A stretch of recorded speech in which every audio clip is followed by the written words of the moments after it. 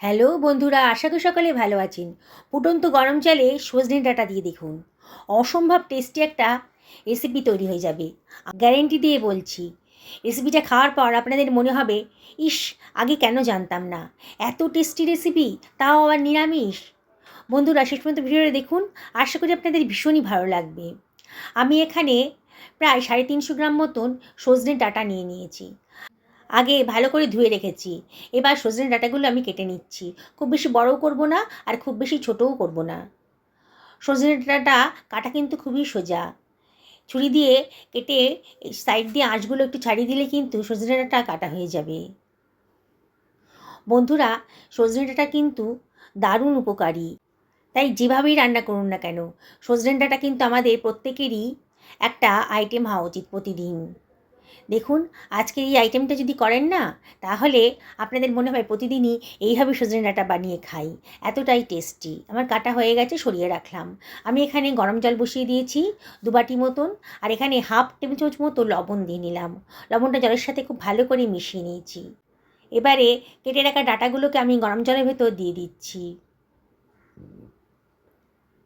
একটু নাড়াচাড়া করে দেবো, মানে একটু ভাপিয়ে নেব আমি।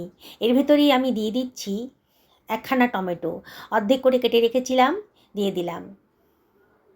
আমি একটা বড় সাইজের টমেটো নিয়েছি, আর এখানে দিয়ে দিচ্ছি হাফ বাটির মতন চীনাবাদাম, দিয়ে সব কিছু খুব ভালো করে মিশিয়ে নিচ্ছি, মানে জলের ভিতর ডুবিয়ে দিলাম আর কি।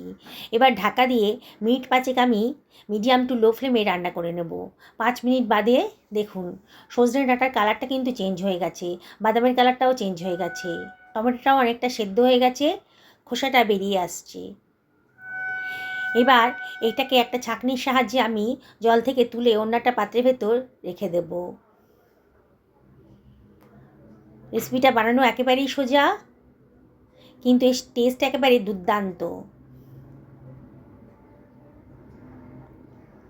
আমি সমস্ত সেদ্ধ করা টমেটো, সজনে ডাঁটা আর বাদামটাকে অন্য একটা পাত্রের ভেতর সরিয়ে রাখছি। এই জলটা কিন্তু আমি ফেলে দেবো না, এটা রান্নার কাজে ব্যবহার করে নেব।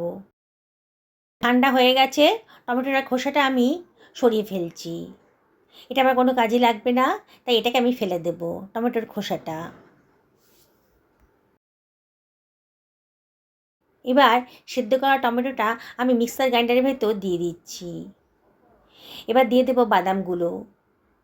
সজনে ডাঁটা থেকে বাদামগুলো আলাদা করে নিয়ে আমি মিক্সার গ্রাইন্ডারের ভেতর দিয়ে দিচ্ছি। নিরামিষ রেসিপি যে এত টেস্টি হতে পারে, এই রেসিপিটা খাওয়ার পর আপনারা বলবেন। সমস্ত বাদামগুলোকে আমি সজনে ডাঁটা থেকে আলাদা করে দিয়ে দিলাম। সজনে ডাঁটাটাকে সরিয়ে রাখছি। এবার এই গ্রাইন্ডারের ভেতর আমি দিয়ে দিচ্ছি 1.5 ইঞ্চি পরিমাণ কুচনো আদা, আর দিয়ে দিচ্ছি 2খানা কাঁচা লঙ্কা, টেস্টি হবে। আর দিয়ে দিচ্ছি খানিকটা ধনেপাতা কুচি। এবার আমি এর ভেতরে দিয়ে দিচ্ছি ওই সজনে ডাঁটা সেদ্ধ করা জলের 2 চামচ মতন, দিয়ে এবার এটাকে আমি গ্রাইন্ড করে নিচ্ছি। দেখুন কত সুন্দর একটা স্মুথ পেস্ট তৈরি হয়ে গেছে। আমি একটা কড়াই গরম করতে দিয়ে দিয়েছি, আর এর ভেতরে দিয়ে দিচ্ছি 2 টেবিল চামচ মতো সর্ষের তেল। তেলটা যখন গরম হয়ে গেছে, তখন আমি এর ভেতর দিয়ে দিচ্ছি হাফ টেবিল চামচ মতো গোটা জিরে। জিরেটাকে একটু ফ্রাই করে নেব। দেখুন সুন্দর একটা গন্ধ বেরোতে শুরু করেছে যখন, তখন আমি গ্রাইন্ড করে রাখা মশলার পেস্টটা এর ভেতরে দিয়ে দিচ্ছি, মানে বাদাম বাটা, টমেটো বাটাটাকে এর ভেতরে দিয়ে দিলাম। গ্রাইন্ডারটা ধুয়ে অল্প জলও দিয়ে দিলাম, দিয়ে মশলাটাকে খুব ভালো করে কষিয়ে নেব। প্রায় সময় একটু নাড়াচাড়া করে দিতে হবে, নাহলে কিন্তু মশলাটা পোড়া লেগে যেতে পারে, তখন আর খেতে ভালো লাগবে না। তাই মাঝে মাঝে একটু নাড়াচাড়া করে দিতে হবে। যত ভালো করে মশলাটা কষাবেন, ততই কিন্তু রান্নার রেসিপিটা টেস্টি হবে। দেখুন আমি ভালো করে কষিয়ে নিচ্ছি, মাঝে মাঝে নাড়াচাড়া করে। আমি এর ভেতর দিয়ে দিলাম 1 টেবিল চামচ মতো লবণ, আর দিয়ে দিচ্ছি 1/4 টেবিল চামচ মতো হলুদের গুঁড়ো, আর দিয়ে দিচ্ছি হাফ টেবিল চামচ মতো ধনের গুঁড়ো, হাফ টেবিল চামচ মতো জিরের গুঁড়ো দিলাম, আর দিয়ে দিচ্ছি হাফ টেবিল চামচ মতো লঙ্কার গুঁড়ো। আবারও সজনে ডাঁটা সেদ্ধ করা জলের খানিকটা, মানে এই হাফ বাটি মতন জল আমি এর ভেতরে দিয়ে দিচ্ছি, দিয়ে মশলাটাকে খুব ভালো করে আবারও কষিয়ে নেব। বললাম না সজনে ডাঁটা সেদ্ধ করা জলটা আমি ফেলবো না, রান্নার কাজেই লাগিয়ে দেবো। দেখুন খুব ভালো করে নাড়াচাড়া করে মশলাটা আমি কষিয়ে নিচ্ছি। অসম্ভব টেস্টি একটা রেসিপি আজকে তৈরি হতে চলেছে। এইবারে আমি মশলাটা কষানো হয়ে গেছে, এইবারে আমি সেদ্ধ করা সজনের ডাঁটাগুলো এর ভেতরেই দিয়ে দেব। দিয়ে সব কিছু আবারও ভালো করে মিশিয়ে নেব। বন্ধুরা, এই রেসিপিটা হয়তো আগে আপনারা কোনো দিনই খাননি। একবার যদি বানিয়ে খান না, বারে বারে মনে হবে সজনে ডাঁটা নিয়ে সেইভাবে বানিয়ে খাই। রেসিপিটা একটুও তেতো হবে না, আর অসম্ভব টেস্টি হবে। তাই বাচ্চারাও কিন্তু এটা খেতে খুব পছন্দ করবে। দেখুন সব কিছু ভালো করে কষিয়ে নেব।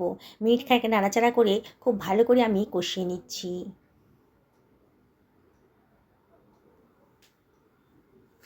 আপনারা তো সজনে ডাঁটার নানা রেসিপি খেয়েছেন, একবার এই রেসিপিটা খেয়ে দেখুন।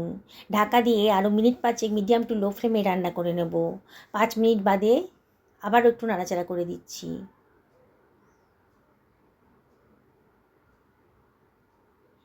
এই রেসিপিটা থাকলে না এক থালা ভাত কিন্তু আপনারা এটা দিয়েই খেয়ে নিতে পারবেন, এতটাই টেস্টি। এবারে আমি এর ভেতরে দিয়ে দিচ্ছি 1 বাটি পরিমাণ সজনে ডাঁটা সেদ্ধ করা জলটা, আর দিয়ে দিচ্ছি কতগুলো চিড়ে রাখা কাঁচা লঙ্কা। এই রান্নাটা খুব একটা ঝাল হবে না, তবে কেউ যদি ঝাল খেতে পছন্দ করেন তাহলে এই কাঁচা লঙ্কা দিয়ে খেতে পারবেন। হাফ টি চামচ মতো গরম মশলার গুঁড়োও দিয়ে দিলাম। দিয়ে আবারও সব কিছু খুব ভালো করে মিশিয়ে নিচ্ছি।